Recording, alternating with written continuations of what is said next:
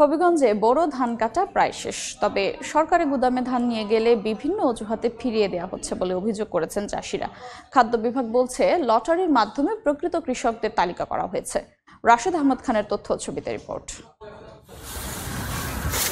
ধান ঘরে তোলার উৎসব চলছে হবিগঞ্জে। সোনালী ধানে রঙিন স্বপ্ন বুনলেও তা ফিকে হয়ে আসছে ন্যায্য দাম না পাওয়ায়।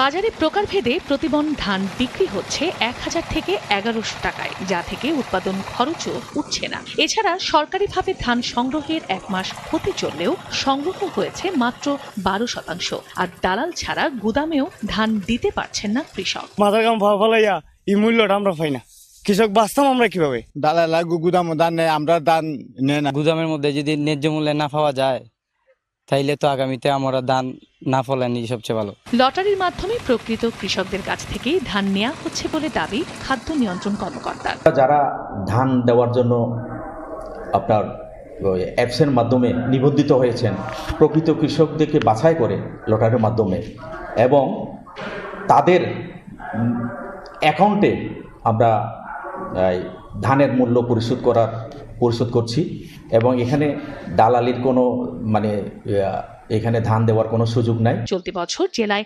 8257 মেট্রিক টন ধান ও 24176 মেট্রিক টন চাল সংগ্রহের লক্ষ্যমাত্রা নির্ধারণ করা হয়েছে। সময় সংবাদ, হবিগঞ্জ। 4 দশক ধরে আপনার ফাইন্যান্সিয়াল পার্টনার আইডিএলসি।